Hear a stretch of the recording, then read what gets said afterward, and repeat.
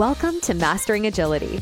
If you want to listen to authentic conversations with the most inspiring guests, find like-minded people in the Mastering Agility Discord community, or both online and face-to-face events, this is the platform for you. Grab a drink, sit back, and join professional Scrum trainers Sander Dorr, Jim Sammons, and their guests in an all-new episode. Gentlemen, Dan, Jim, good afternoon. Good morning to you, basically. How are you guys doing? Hello. Good morning. Glad to be here. Thank you for having me, Jim and Sander. Yeah, it's another beautiful morning here in the U.S. It's not too bad. Weather's nice. Good. Dan, what has been a highlight of your week so far? Ooh, a highlight of my week so far. Well, I got a new bed last week, and so I'm finally adjusting to that. And so I'm starting to see my perennial chronic back problems start to ameliorate. So that is after that being a problem for several years, I'm very excited about that part of my week. One of the things that we discuss elaborately over and over in this podcast is one advice that at some point got from someone, and again, I don't remember who it was, but they told me, make sure that you get a job that you like, that brings you energy, because you spend about a third of your life working. So make sure that you get a nice job. The other part is you spend about another third of your life sleeping. So make sure that you get a proper bed, because it's going to save you so much. Oh, and the mattress salesman will use that a lot on you when you're trying to upsell you to the more premium. It's a third of your life, man. Just do the math. You got this mattress for 10 years, how 8 hours a night, per hour. It's an investment in your life, in your health, if you will. Exactly. We call that benefits framing and price structure. All right, go on. Tell me more. That was about my question. Yeah. You see this a lot, right? So if I charge you it would take gym membership and say it's $100 a month, or say it's only $3 a day.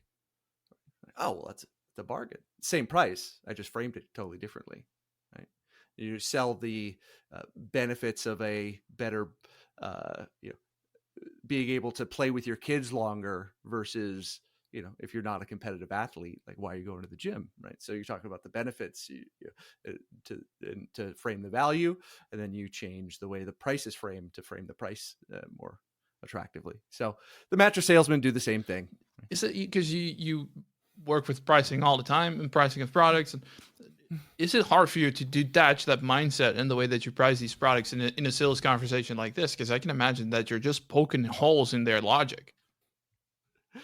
I love it. So for me, it's not a burden. I mean, I've just got a weird brain where I nerd out on this stuff. So for me, some people are really into, I don't know, whatever they're into, crypto or, the financial markets or whatever. I nerd out on pricing. So for me, it's just kind of something I'm really passionate about.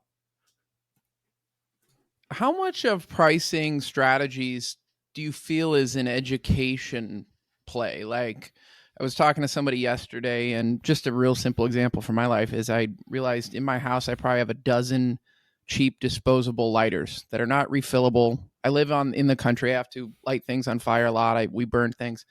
So I invested in a good lighter that is refillable, and it's only like a few dollars more than the disposable thing. It's safer.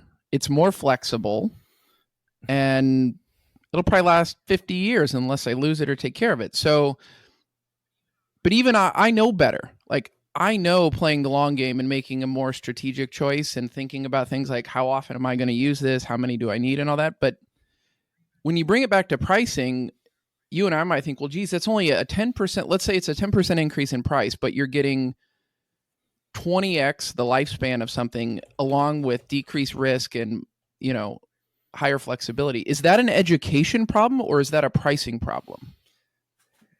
This is a really deep topic. Let me use another example. So have you ever gone to the hardware store trying to buy a light bulb, and you're sitting in the light bulb aisle at Home Depot or Lowe's? I don't know what the hardware stores are in the Netherlands, Senator. I apologize. But, you've got your incandescent bulb for, 99 cents. You've got your complex fluorescent bulb for, $4.99. And then you've got your LED bulb for, I don't know, $9.99. So you've literally got a 10x price. They all produce light. So if you read the box, the complex fluorescent says it lasts longer than incandescent. It doesn't generate as much heat. It lasts longer. The LED makes more extreme claims. Oh, this will last 20, 30, 100 times longer than an incandescent, uses less energy. So they'll try to make an argument about, how much is your energy bill costing you, right?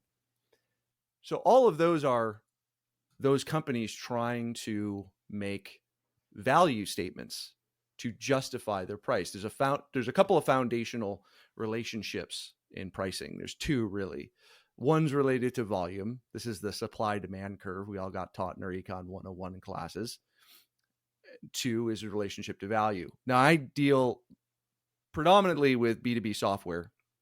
So in those cycles, this value education process and understanding value and being able to define it precisely and support it tends to be much more important than in a consumer setting, because they're much more involved purchases with a lot more, and when you have a business buyer, they are usually concerned about some sort of return on their investment, whether that's helping them decrease costs, increase revenue, increase profit, decrease risk, whatever it might be. Consumer, it's a little bit tougher. For all of those situations, you've also got this problem of, okay, Mr. LED bulb producer, you've told me I will save this much in my electric bill over the course of 10 years, but I need to make a purchase decision now. I've got a $10 bill in my pocket. I need to decide if I'm going to spend, 10% of it or 100% of it. Am I going to remember say the bulb only lasts 5 years? Am I going to keep this receipt and come back to Home Depot in 5 years and saying, you said this was going to last 10 years? How much have I been promised before by other vendors saying that they would improve my life? And so there's a risk discount. Will I care? This is future me 10 years from now or 5 years from now having to make this purchase again. Will I care that much? And how much do I trust the vendor of this product? And so those decisions are very difficult, especially in a B2C. And this is a thing that I use this example because the LED bulb manufacturers, when they first came out, I think they were even more extreme. They were more like a 20x difference, and they could justify it, if you believed their value proposition. But they reached this point of consumer education and the risk that customers are sitting there trying to make a purchase decision, looking at the shelf, being like, I don't know, a light bulb's a light bulb. I got to get on with my life. This is not that much important of a decision. I'm going to spend $1. So that's just a coy example of, yes, it's education, but it also draws in this fundamental relationship between value and price. And ultimately in the B2B world, value is usually what is, lacking definition, clarity, communication.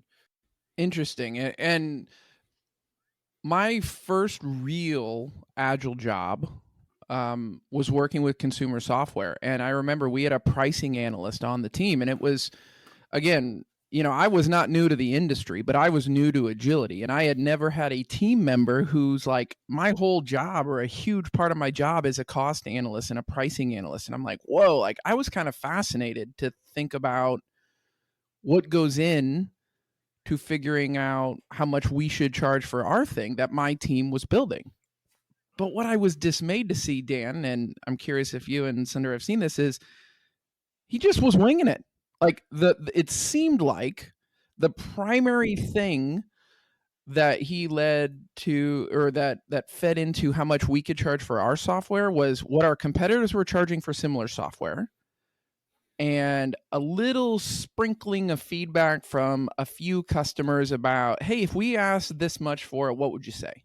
So is that enough? Like, is that good? Is that normal? Am I just expecting too much of, I might be thinking John Nash out in his shed, A Beautiful Mind style, with all these pricing algorithms going, and you're going to tell me, well, yeah, dude, like he's just winging it, but that's all. That's what That's better than nothing. What do you think? So many directions I could go. Should you have a pricing analyst that's winging it? Absolutely not. That makes my heart sad. I think that pricing in general gets this veneer of black box magic voodoo, but there is a science to it. There's art and science, but I think it's a lot more science than people give it credit for. You mentioned a couple of things in this person's analysis, and I'm sure there was a very good person, and I wasn't there to observe his work, so I can't comment directly, but there's generally going to be 4 inputs to any pricing decision: your costs, your competition, customer willingness to pay, and customer value. The degree to which those factor into a company's decision often depends upon what we call the 3 C's of pricing, or pricing orientations. So there's 3 general pricing orientations. There's cost-based pricing, competition-based pricing, and customer value-based pricing. So those are the 3 C's. The last one usually just truncated to value-based pricing, but then we would have just 2 C's and a V, and marketers don't like that. It's way easier, better to have 3 C's. So what's a pricing orientation? A pricing orientation is how is pricing done around here? What is it that we care about when we make a decision? And so I view those 3 pricing orientations as a journey. You almost think of it as a ladder. As people hear like, oh, we want to do customer value-based pricing. And I go, great, would love to get you there. Less than 20% of companies worldwide, less than 20% of the companies in the S&P 500 actually do value-based pricing. It's very hard, very challenging. It's a North Star to be aimed for, never to be reached fully. And there's a whole bunch of reasons for that. But you can't say, hey, we've just developed this product, we want to do customer value-based pricing. And I go, great, what's driving your cost of goods sold, your COGS? And I go, I don't know. I was like, all right, well, let's start there. Because as a business, it's very bad if you're selling $20 bills for $10. You're going to go out of business very quickly.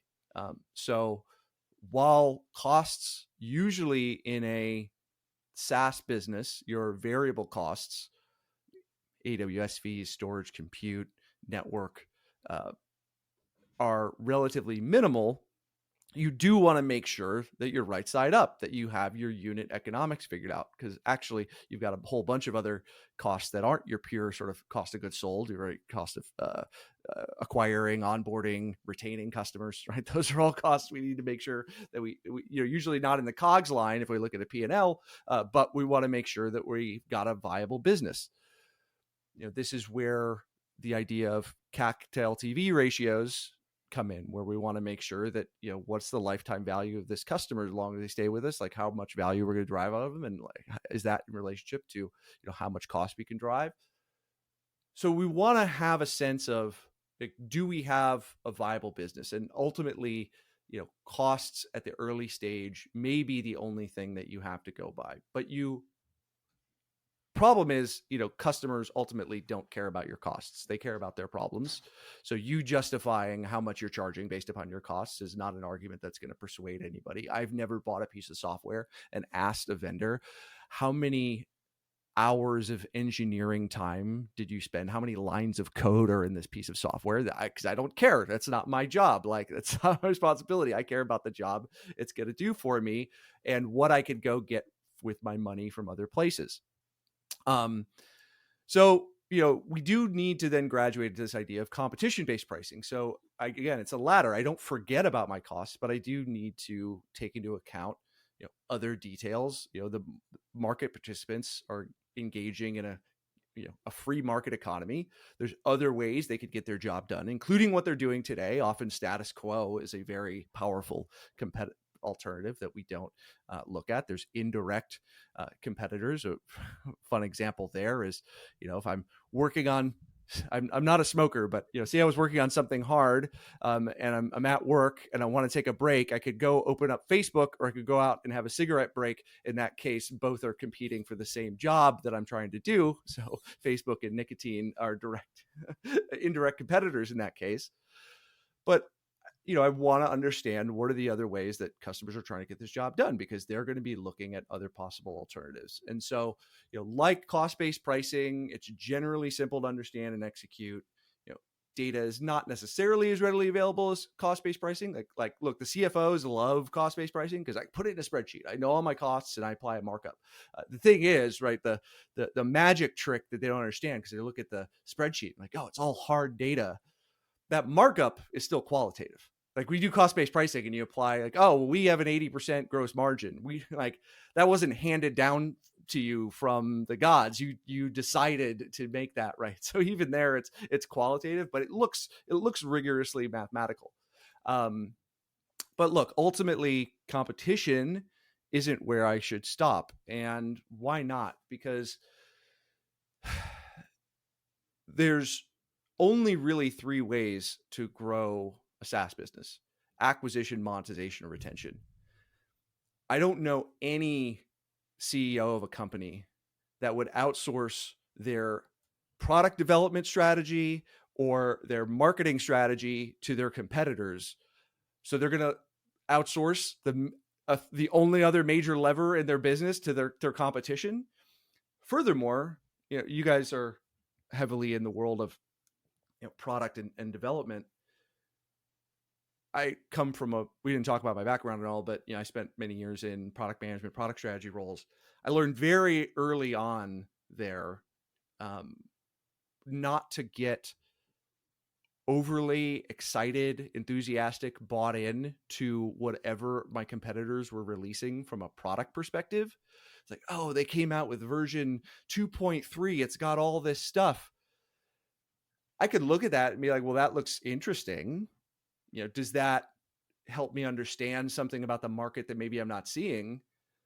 But anyone who's been around the block for long enough in product management or development knows that list could have been a fever dream of the CEO and the executive team. There's no rationale behind it. Maybe it's the CEO's golfing buddy who's their biggest customer who demanded that list of features and nobody else cares. But furthermore, if you think of pricing and packaging, it's a set. There's no silver bullet. You're always needing to make trade-offs given the current assets of your business, where you stand in the market, what you bring to the table in terms of intellectual property, where you're trying to go, what customers you're going after, and you're going to need to make trade-offs in order to determine, all right, what is our offer, right? Southwest Airlines needs to make very strategic decisions when going up against United or bye-bye Spirit, I guess. But, right. And so if I just fully copy my competition's pricing and packaging, I'm inheriting a bunch of unknown risks. I'm inheriting a whole plan, a whole strategy that I don't understand what the trade-offs were that resulted. All I can see is the final result. And, I've been in this situation. It's funny because I know a lot of other pricing people. So I've had clients who will use some version of an argument with me, like, hey, we really want to do X. And I'll be like, well, why? I'd be like, well, because competitor, Y does X. And I go, that's interesting because I had been talking to the head of pricing there a few weeks ago, and he was telling me how much they hate that part of it and that they're working on changing that. And so we make this assumption that everyone, you use the Wayback Machine, go to any SaaS pricing website and go back over the course of years. It's constantly evolving, constantly changing. And so, just making the assumption of like, oh, well, they must all be happy with where they're at, right? So we're going to go copy it. So all those reasons, I think, are just terrible reasons to copy your strategy or copy your competitors. And then we get to value-based pricing, which ultimately I truly believe that, value, going back to what I was saying before, is the most least articulated, well understood, even within a company. Like, you would be surprised the amount of times I go into a company and say, who is your customer and why do they buy from you? And I get met with a lot of blank stares. You would think that would be like question number 1. Everyone would be like, here, X and Y. And it's like, nope. So I really believe that, ultimately, yes, customer value is important. Really making sure you understand how you deliver customer value for customers. Why, what are the value metrics that they're using? Value metrics is how customers judge the success of your product. Are you helping them generate more closed won leads, more opportunities, more profit, more revenue? Again, reducing a risk. That's mostly in the B2B world. Again, B2C is a little bit different. A Timex and a Rolex, same functional requirements. Actually, the Timex, probably a better timepiece, but people are buying it because of status and intangible factors. But in a B2B, there's usually much more economic drivers. So, and different groups of customers will care about different economic drivers and value your product differently. And so then that really puts us in the mode of really deeply understanding our customer and then being able to support that value story. Now, I started this whole rant by talking about only 20% of customers or of companies really do value-based pricing. It's because it's the most difficult. It's the most vague. There's rarely it requires a lot of managerial judgment and market research. And as I used before with the spreadsheet, there's rarely sort of an exact right price. And it requires an entire go-to-market model that supports the value. So it's not that your pricing team can go into a room, do some spreadsheet and be like, we help customers achieve a 100% or 500% ROI in year one. Because as soon as your sales team is on the phone with a prospect and they're like, I've heard this story from the LED light bulb manufacturers and it wasn't true then, so prove it to me. They've got to be able to back up that value story. Same with customer success, same with support. The entire organization has got to be able to back that up. And so it requires an entire shift in mindset ultimately, but that doesn't mean you can't make baby steps along the way. And speaking of which, because we deliver our products mostly incrementally, right? Yet the price always stays fixed, pretty much. Sometimes a markup over the years, but have you seen any cases where the products the price changes because of the value that gets added or whatever it's doing, but that you get a gradual shift continuously? The pricing of the product would fluctuate, like it would be with gasoline, except now with a different type of product. So is the question, have I ever seen value change in an organization and price follow along with the change in value? Yes, all the time. Probably less than I would like, but all the time. What would you feel? Do you feel that there would be a benefit to that if you would do that more widespread with the products that we deliver, whether that's in technology or healthcare or whatever, that it would be fluctuating over time continuously based on the value that would be delivered or economic hardship or based on that? But because we seem to be preaching that we deliver our products in an incremental way, we got to inspect into that, yet pricing never changes, not that much. Yeah. Well, there's a few different ways this kind of question usually arises, and so there's one is how often should we be changing our pricing? Hey, we're shipping every sprint. A sprint is 2 weeks. Should we be changing our pricing and packaging every 2 weeks? Or we haven't changed prices in 10 years. Are we due for a price increase?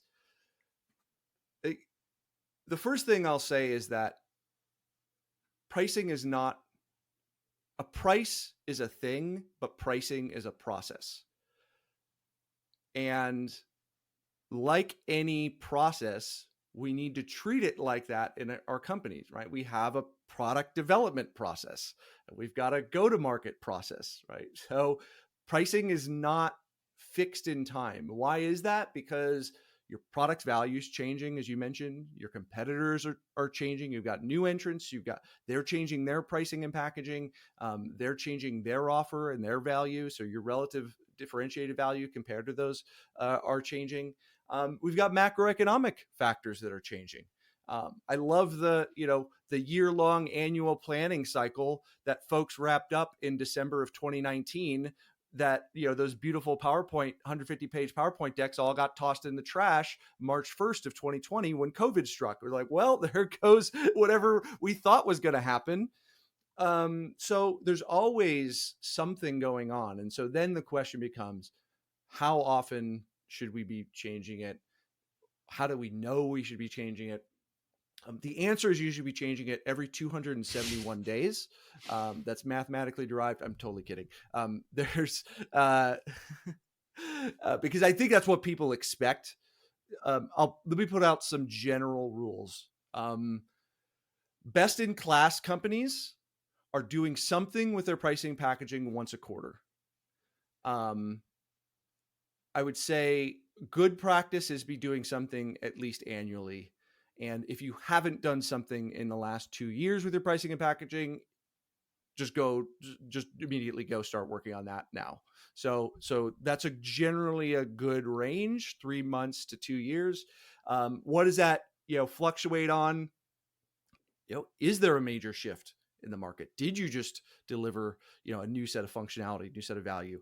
Did you just acquire a company and need to merge them into your product portfolio? And now we need to rationalize, right? So portfolio pricing and packaging becomes a consideration. Or maybe you organically launched a brand new product or new module, right? So there may be specific trigger points along the way, but you should always be revisiting it. And I was having a conversation with a CEO. We were talking about doing a project together, and there's a sort of an elaborate discovery process beforehand where I'm trying to figure out, hey, what are the challenges you're having? Why are you looking at changing your pricing and packaging? Why are you looking to bring in someone from the outside to help you, et cetera? And so in between the one of those sessions, he goes, we met, say, on a Monday. And he goes, we need to continue our conversation. He goes, hey, I can't meet until the following Monday because Wednesday, Thursday, Friday, we've got a 3-day executive offsite. And I go, okay, that's fine. Understood. And he's like, you got a lot to prepare for and a lot to go over. This is the CEO, remember, of a unicorn startup. So we come back on Monday and I go, hey, how'd the offsite go? Oh, it went really well. It was really productive. Great. What did you guys cover during your offsite that affect our project and our conversation here? Oh, nothing. We didn't talk about pricing at all. You had the most expensive meeting in your company for 3 full days, and you didn't talk about one of the only 3 ways you can grow your business. That's a mistake. That is dereliction of duty. And if there's any board members listening to this, if your CEO ever says that to you, you need to have a serious sit down with them and be like, how did you not slot out a 30-minute conversation in 3 days to say, is our pricing and packaging in line with where it should be? Because we have one of these meetings a year and we need to at least have a conversation about it. They probably did have a pricing and packaging conversation, but they probably talked about things like conversion rates and sales cycles and net dollar retention. And look, all of those things are related to pricing and packaging. Your pricing and packaging is either sand in your go-to-market engine or it's Castrol, GX50 or whatever the top of the line is. And you definitely don't want it to be sand, but it's probably affecting all of those other critical metrics that your company's spending a bunch of time on. You're just sort of ignoring this other giant lever. Or outsourcing it to your competitors or letting somebody just tell you what it should be off of a spreadsheet versus managing it as a strategic resource. I'm curious, and I got so many things rattling around in my head. I'm going to throw 2 at you, and you pick up one or both or neither of them. Last month, I was on a business trip, and I went into a very popular sandwich chain here in the U.S., and I wasn't paying because I have found that I am eating out way less because I think the price of eating out, even fast food here, has hit that whatever the the industry term, whatever that level is where it's no longer worth it. The value to me is not worth the cost increase, that customer level. Mm-hmm. But the meal I used to order in the past, let's say, I don't know, 3-4 years ago, has more than doubled. And I mean, we're talking about my average lunch in 2018 was $9.50. And I know that. I'm very confident in that. You can Google it. and now it's $20.25 for the exact same components. Now, I'm sure what I will be told is, well, yeah, Jim, but things are more expensive. People are more expensive. The trucks bringing us the goods are more expensive. Lettuce is more expensive. Sure, but so I'm intrigued because we see this all over the news, like when Netflix adds another dollar to their thing, or when Amazon starts charging an extra $2.50 to remove ads. And there's been a lot said around how you communicate those pricing changes, which is kind of where my question at the beginning about education comes from. And the other related but slightly different thing I will talk about is when I worked at a SaaS company, I remember the owners of our company who really, for lack of nobody else doing it, set the pricing strategy. Even when we felt like we had a very good and justifiable reason to increase the cost of something, they're like, no, don't do it. Because they didn't want to have the conversation with the small percentage of customers who might not want to see that $99 a month increase on their bill, or their, $8,000 a year increase on their invoice or whatever. And it almost felt like pricing didn't change incrementally as often as you're suggesting because they were afraid of those conversations. But I felt like that's kicking the can down the road, because eventually you would have that conversation. And normally, instead of being a small incremental change, it was a much bigger change, and the conversations changed. So I'm curious, I don't know the words for what I'm describing, but are those my are my feelings around that valid, and are they things the pricing industry talks about? Wow. Yeah. Well, you've opened up maybe 3 hours of conversation there, but let's see if I can tackle it briefly. So I think the first thing is, number one, all of us have a relationship with money. And what I mean is we've got an emotional relationship. There's this idea that was very popular back in the day of what we call Homo economicus, this totally omniscient, rational actor who, has full idea of what all the market alternatives is, does all the spreadsheet math, right? Even to figure out what to go buy for lunch, and makes the optimal decision, right? That person doesn't really exist, right? We all have these habits, biases, emotions around money. And the fact that when we take a group of people who all have their, whether you grew up rich or poor, right? It doesn't matter. You've got some weird, skewed, non-reality based relationship with money. We put them in a room together and call that group a company, that all of a sudden we're going to get rational behavior out of that group is, I think, a myth.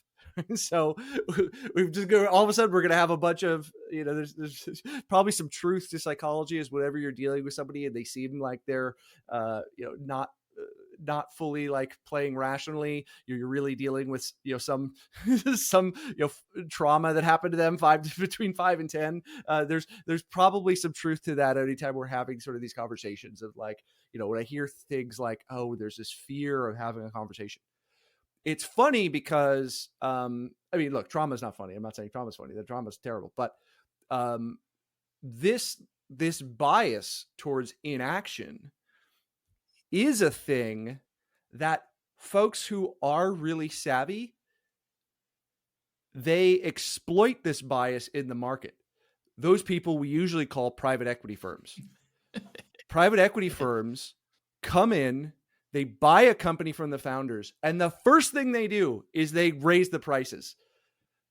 Because all of the founders are like, no, we can't raise the prices. Those customers have been with us forever. John, like he bought from us in year one and we almost didn't make payroll, but that deal came in and I just couldn't think about it.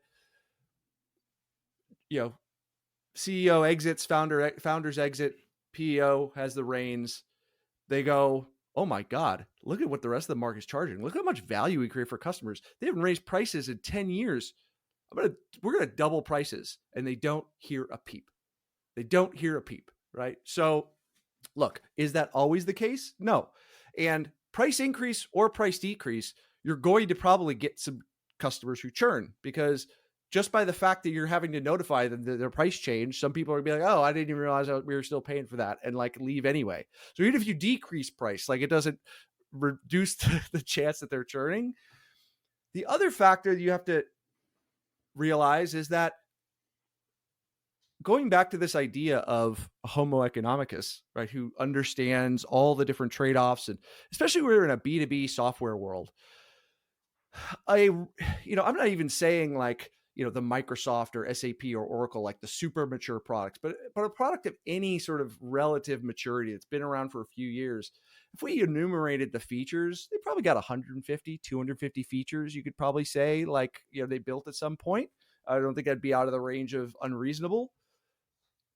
Most customers, they're not going to get past item 7 or 10, right? Homo economicus is going to read the whole list and compare it to your competitor's whole list, and do that person doesn't exist. And so what do? We use shortcuts as humans.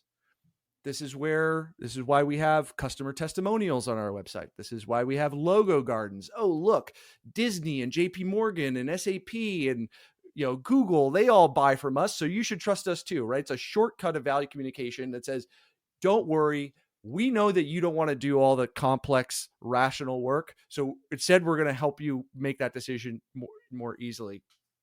And so why is that relevant?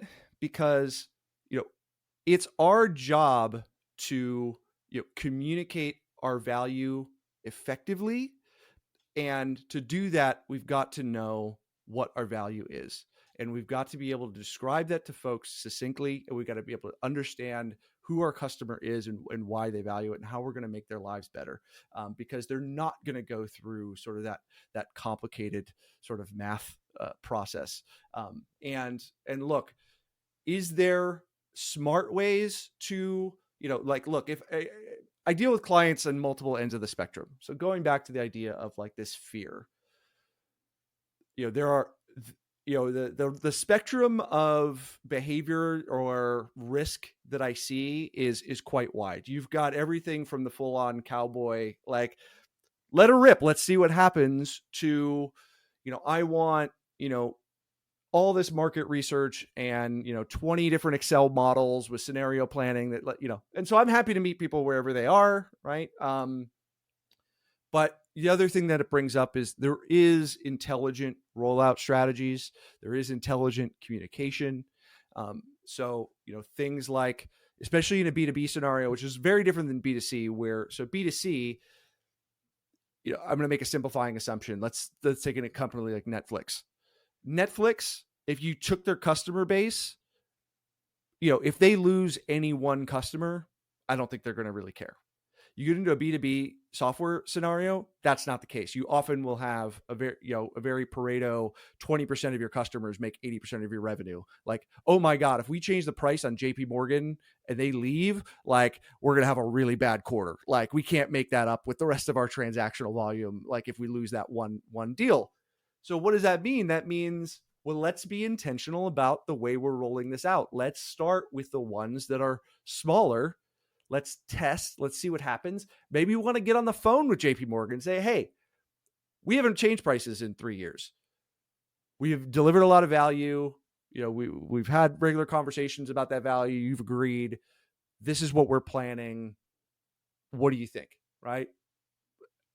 You know what? That seems reasonable. That seems fair. Or, you guys do that, or we're leaving, right? And then look, everything's a negotiation. You got to understand, sort of read between the lines, right? Don't take everything at face value. But if you're actually making similar changes with a set of other customers and actually watching what their real behavior is, that gives you a better read on what's actually going to happen. And so that is a way to help mitigate that risk. Look, there's either research or mathematical modeling you can do. You will never be 100. You can never have 100% certainty of what customers will do before you make a price change. So thinking of that as a fallacy. Like there is no risk-free decision in life. Even the status quo pertains to risk. And I think the other element, I'll just say this one more time, because the PE firms, I think, embody this, is like, while we don't want to have the conversation as business leaders, we do have a fiduciary duty to our companies, especially if we're the CEO or the CFO seat, of like, yeah, some of the decisions we have to make are uncomfortable. Like sometimes, especially in tech, there's been a lot of layoffs. I'm sure they didn't want to have those conversations either. Maybe they could have avoided some layoffs if they had some uncomfortable conversations with customers about raising their prices. I'm not saying 100% and across the board, but there's very few comfortable decisions that get to be made by people sitting in the big chairs. Mastering agility only works with organizations aligned with our values, and that's exactly why we are excited to work with our sponsor. Scrum Match is the free platform for professionals run by professionals. On Scrum Match, true Scrum Masters get hired by companies serious about the popular framework. The awesome people behind this platform have decades of experience, among them a professional Scrum trainer for Scrum.org. They have interviewed, trained, and coached hundreds of like-minded people, and they use this exact experience to make you stand out from the crowd and help you get in touch with companies looking for true Scrum Masters. So go to scrummatch.com and sprint to your dream job. Do you ever see, like, if you would bring this up to one of your clients, say, we've delivered so much value over the years, didn't change our prices, what we're planning. Have you ever seen, or isn't it the automatic response anyway, that every client is going to say, no, the hell you will. I don't want you to up the price. I don't want to pay more than I do now. Look, everyone has anchors. Anchoring is a real thing. And so, depending upon, where a client is, they may be more or less anchored to where they're at, right? And there may be a more better or worse ways to persuade them off that point. And we haven't really made the distinction in this conversation. We're pretty late in the conversation, but, I usually talk about pricing and packaging. Whenever I say pricing, I'm usually referring to both. And packaging is honestly the most impactful thing, which is, how we're charging customers, our price metric, our offer configurations, our pricing model, our price fences, then just the price level. And so, in general, I'm rarely getting called in just for a bare bones price increase. For the most part, I would generally tell people, if you're going to just thinking about just a straight up price increase, you probably don't need me and my services.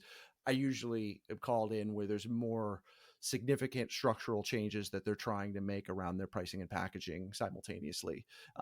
But sometimes if you come back with, market data, they may be, they're used to selling at a certain price. Their customers are anchored to what they've been paying, and potentially they may have not done any customer research with people who aren't aware they're offering, who are not in their current customer base. I don't know about you, but I'm a pricing nerd, and I don't spend most of my time going and looking at pricing for software that I'm not in the middle of buying or already paying for, because I've just got better things to do with my life. And I'm someone who does this for a living. And so, you ask most people, there's ways to do market research studies where you ask people what, sort of their willingness to pay is. And that's a whole discussion as well, and how to do that properly. But it's not surprising for the market to come back and be like, oh, that for what you've described, that sounds like 2x, 3x, 10x what the company is currently charging. Now, then it's a decision for that particular stakeholder to decide if they want to go the whole, enchilada, right? Do I want to make progressive steps over time? Those could be, there could be, very significant discussions, be like, okay, well, we think we're 4x, we could increase the price 4x. Do we want to do that in one shot? And that could be part of the smart rollout strategy of like, no, we're gonna do 50% per year for the next X years until we hit that, because we don't want to do one giant 4x increase overnight. Right. We want to be able to, bring people along, but we think ultimately that's where we're going. And so we're going to, do a rollout like that. So what's your thought on bundling a price increase with a value increase? Like, is it best to keep those separate, or is that actually a very, like, if you can say, hey, let's take the recent Amazon example, they're now charging $2.99 for commercial free things in certain areas. But if they also said, we just signed this new studio up to deliver content, or we now have more things in 4K, or I don't know, something else, is that a good strategy or a bad strategy? to bring those two things together? So the question is it a good idea to talk about increases in value along with increases in price? Yes. And when you state it like that, it sounds stupidly obvious as yes, but a cynic would say, well, I don't like that.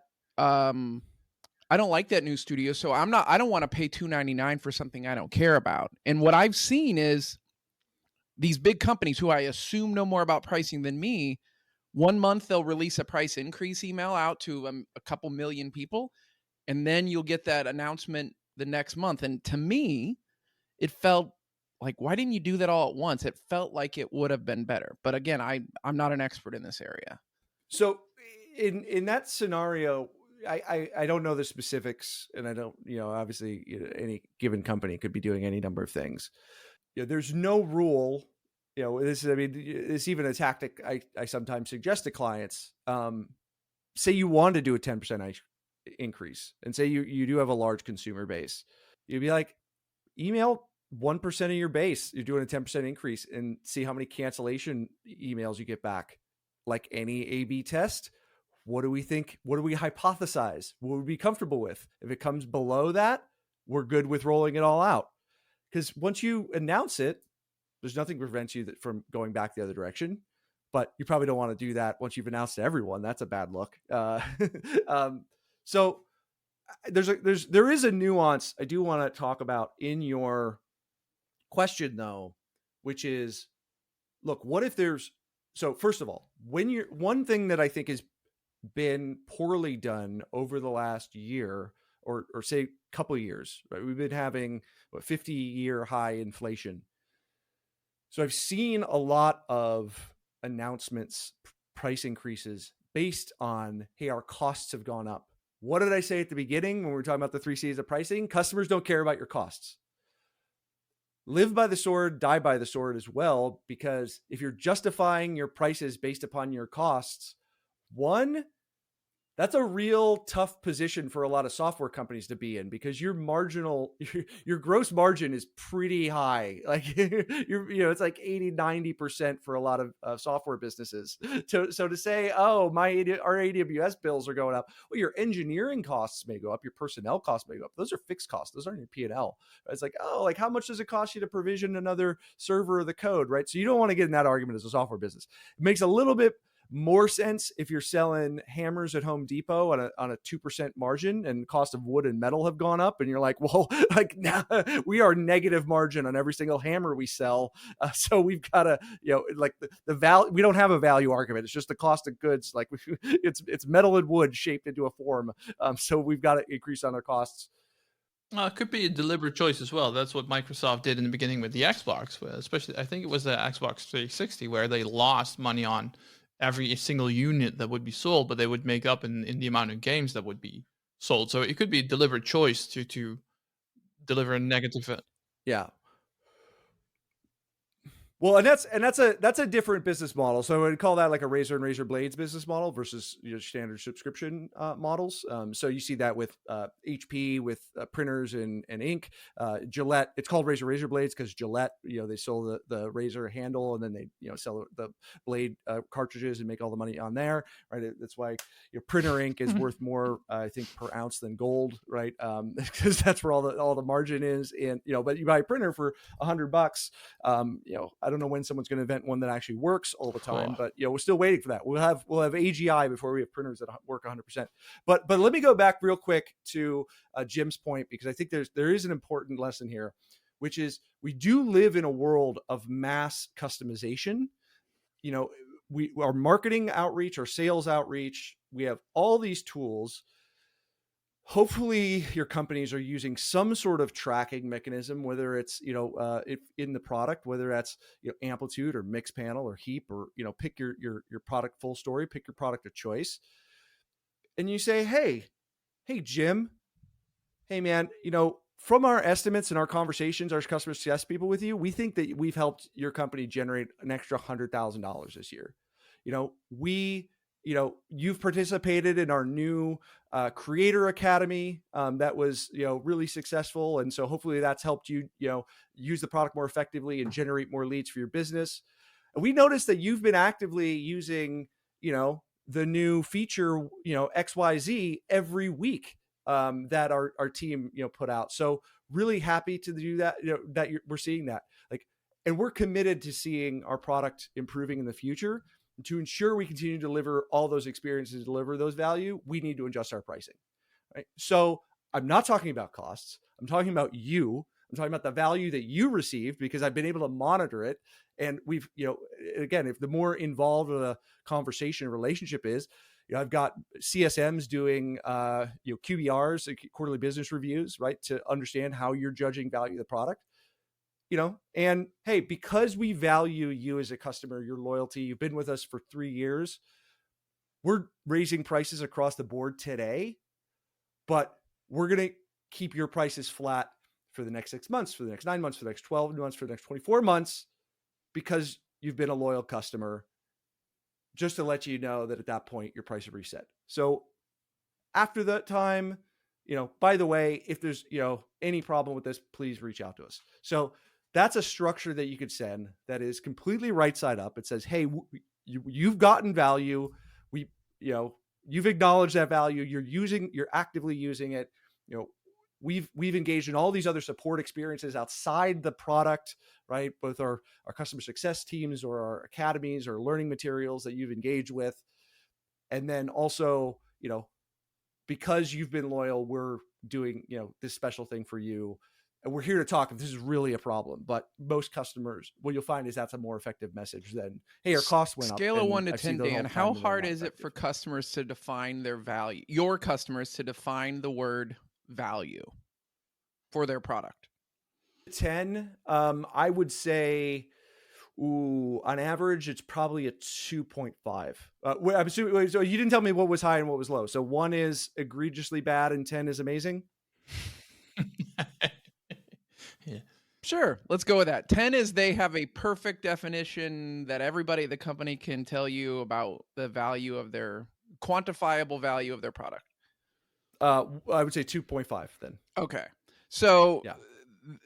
That jives with what we've talked about on this podcast before, because the reason I ask is that's one of the things we've talked about on many episodes, which is almost every book behind me. I bet you almost every book behind Sundar, and probably many of yours, talk about value. But I had a Big Six consultant from one of the acronym agencies last week say, well, Jim, what's the agile definition of value? And I'm like, what do you mean? Well, like what is the industry's definition of value? And I said, I hate to say this, but it depends, because, I charge my co-host every time he says it depends. But she really thought that there was a book behind me that I could open at page 65 and it would say, this is the definition of value. So all this pricing stuff you're talking about, like I love it all, but how do we start? How do we help the audience start if they are struggling because they're at a 2.5 out of 10 to define value? Like, do you have I'm sure you don't have a silver bullet. Yeah. Oh man. Well, first of all, I've got a set of silver bullets actually for this question. Ooh, nice. This general topic is what I call value illiteracy. So let's make everyone's a little bit more literate when it comes to value. I agree. Value is an abused term. It's similar to market, similar to MVP, similar to product market fit. All of these terms have what I call the illusion of communication. We can all go into a room and we can say, like, which market are we going after? Like, do we have product market fit? Oh, yes, we have product market fit. And everyone's talking past each other and no one means the same thing. Value it falls into this category. So let's do some value definition. So I stand on the shoulders of giants here. So I do have a couple of books on my bookshelf that help us get to this definition. So two major frameworks. The first one is Jobs to be Done. It has many fathers, all the way from Theodore Levitt back in the 60s. He came up with the famous people don't want a quarter-inch drill, they want a quarter-inch hole, to Clayton Christensen and Bob Mesta, who wrote Competing Against Luck, to Tony Ulwick, who wrote What Customers Want. Jobs to be Done has many fathers, but I think it really helps us get a grounding in what value is. The other foundational father I used for this conversation is a guy named Tom Nagel. He wrote what is widely considered the Bible of pricing. That's called The Strategy and Tactics of Pricing. It's very dense, but it's excellent. If you are at all serious about pricing, I'd put it on your book list. But he's got a concept in there called the value cascade. So value cascade, think of it, cascade, just a fancy name for a waterfall, because we're not in a visual medium. Just imagine a series of bar charts going from left to right, where the leftmost bar is the highest, or column chart, I guess it would be, because they're vertical, where the column on the left is the highest, and then a series of other columns. So it looks like a stair step or a waterfall. So he starts with defining use value. So use value is, we call this the sum of all potential benefits a customer could receive from a product. Economists often refer to this as utility. So, and this is where jobs to be done comes in, because jobs to be done helps us understand there are different types of jobs. There are functional jobs, and then there's two types of emotional jobs, personal and social. So functional job is things that help us save time, increase, make money, decrease costs, decrease operating capital, decrease risk. So they have a functional, benefit. When we talk about things about faster, better performance, right? We're talking about functional jobs. Emotional personal jobs have personal, emotional value. So I've used the Timex Rolex example before. So Timex Rolex, actually Timex is the better functional job. People pay $10,000 plus for a Rolex because of the emotional job it does. It gives me status. It makes me more confident. It makes me more attractive. Whatever you think, makes me happier in some way, right? That's an emotional outcome. And then there's social emotional jobs in the jobs to be done framework. So, we are social animals. Not everything that we do is for ourselves. So this is very important if we're defining value in, say, example, government or a nonprofit, where there may be, hey, we're trying to increase access for voting rights, for healthcare, for education. Right. These are pro-social things we're not doing for our own. I mean, maybe we get some, sort of emotional satisfaction on doing it, but the end goal is to increase some social outcomes, some social good. So that's utility, but we don't get to, but when it comes to a pricing exercise, overall use value utility isn't enough. We can't stop there, because the market sets the price for undifferentiated value. And so the second element of the cascade that Tom Nagel helps us understand is what he calls exchange value. Or I think he uses the term economic value, but we use the term exchange value. So, it doesn't, let me use a very simple example.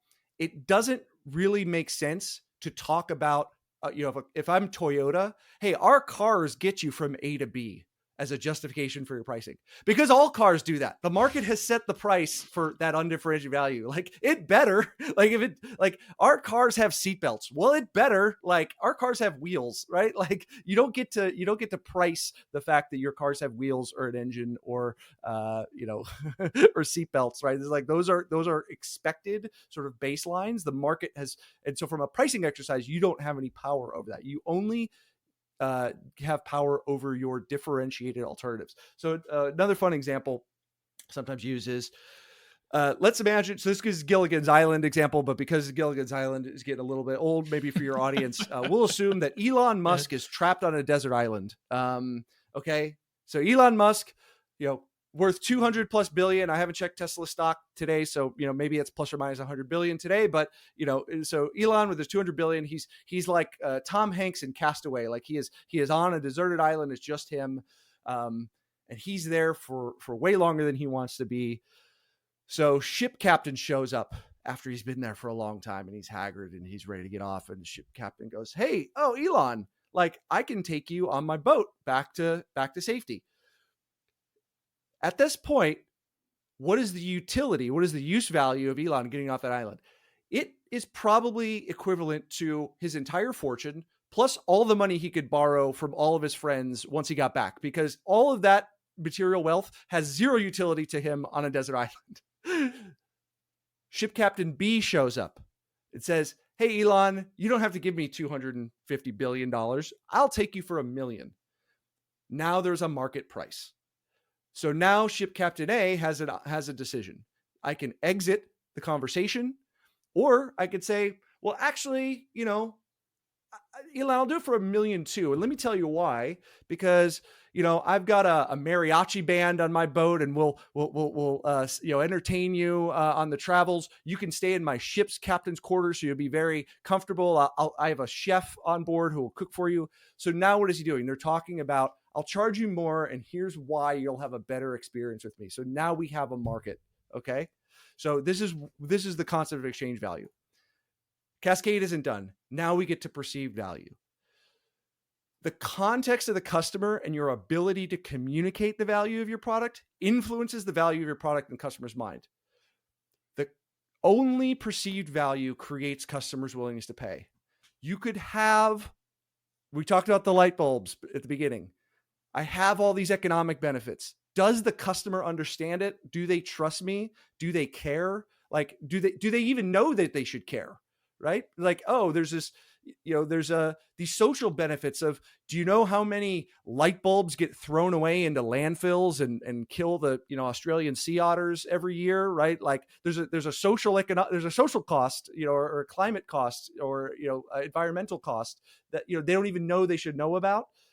But if they don't know that, they can't put it into their rationale. And so only the perceived value ultimately creates willingness to pay.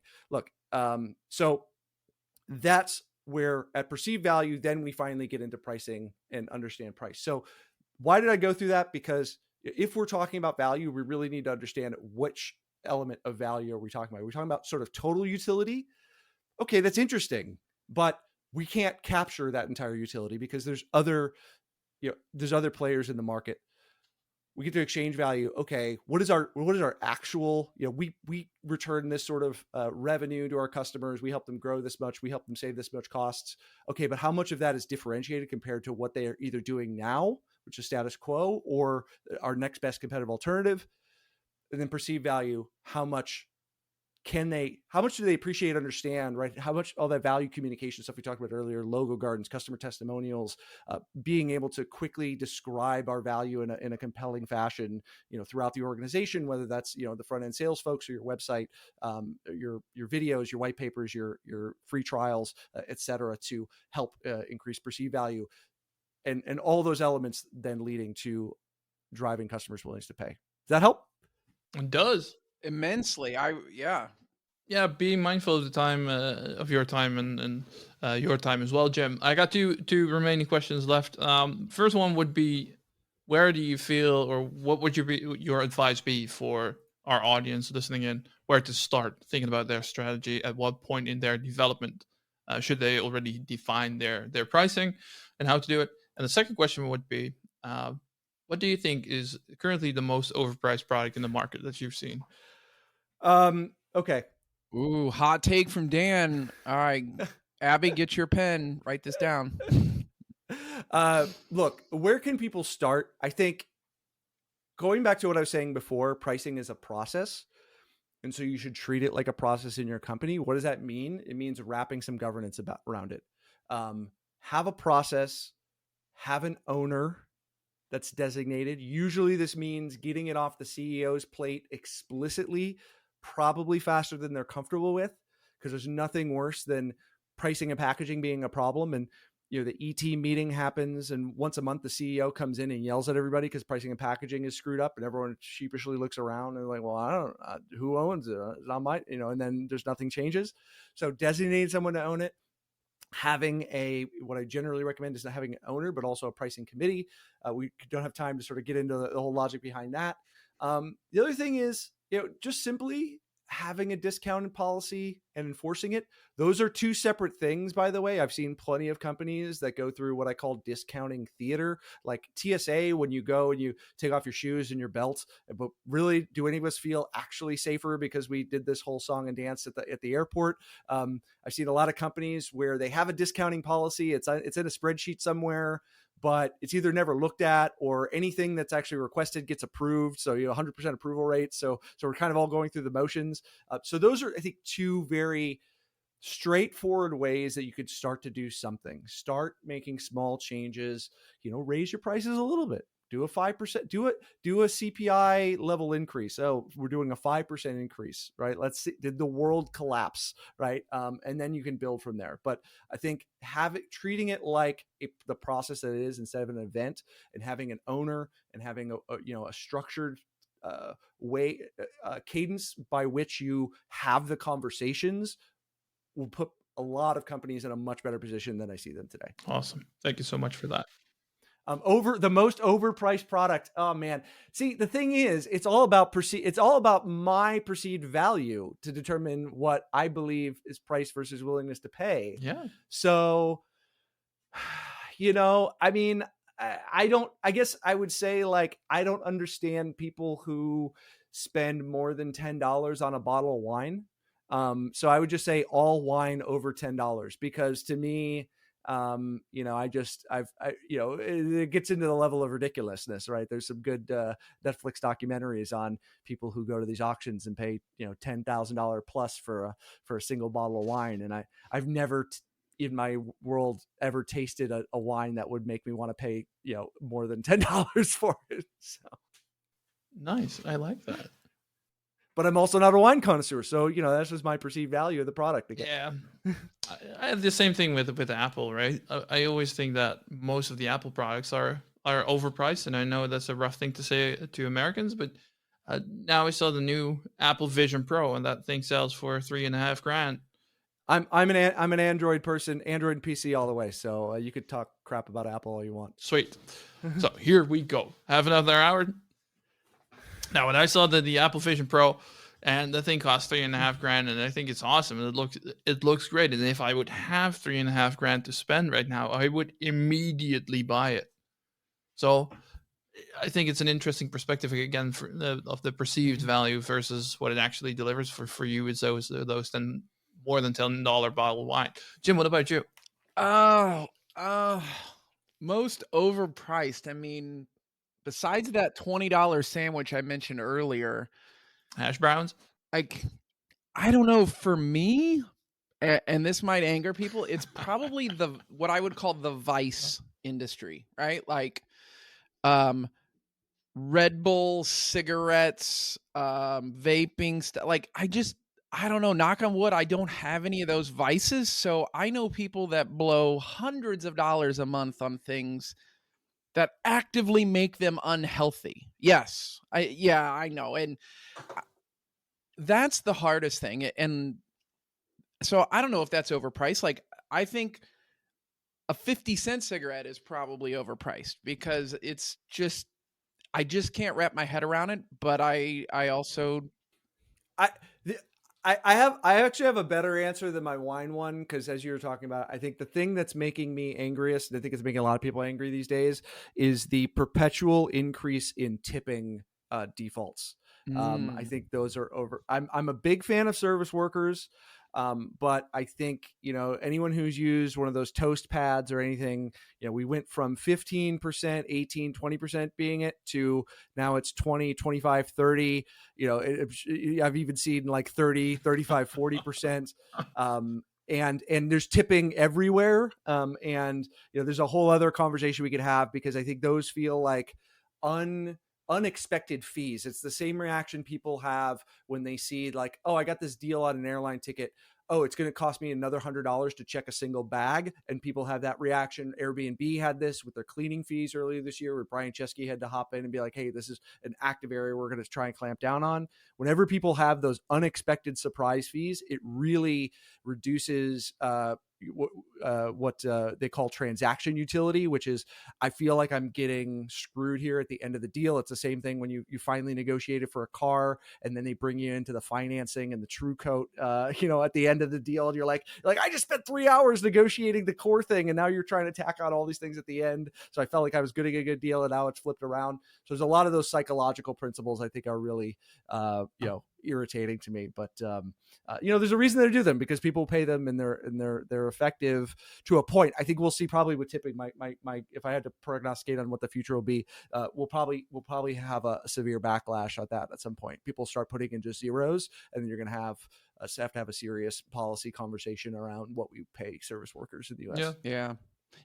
I think I'll just sum up my answer as basically any of those vices, and I'll lump fast food in there, because I'll tell you that's another one. I used to be a fast food junkie, and I eat out maybe once a week, if not once every 2 or 3 weeks now. And every time I do it, I'm mad at myself, because the quality is decreased, the price is drastically increased, and I know it's actively making my life worse, not better. But there are a number of reasons why it is what it is. But yeah, that's my answer, Sunder. Sweet. Gentlemen, thank you so much. Dan, thanks for being here. Yep. Thank you, Dan. I had a great time, gentlemen. Hopefully your audience finds some value in this conversation. Thank you. I'm pretty sure they will. I know I did. Value? How can we define it? We can't even define it, even if they did. I hope you can after this conversation, unless my work is not done. That's right. No, I love it. It was great. Thank you. So maybe then reach out to the audience if you felt any value. Sorry, frog in my throat. If you perceived any value, got any value from this conversation, from Dan's insights, let us know, because then we can start quantifying it. That is all for today. Thank you for listening. If you liked this episode, let us know by hitting that like button. Share it with friends and colleagues, sharing a message on LinkedIn, joining our warm and welcoming Discord community, or attend recordings as a virtual audience. You can find all the relevant links in the show notes. We hope you'll tune back in for the next episode of the Mastering Agility podcast.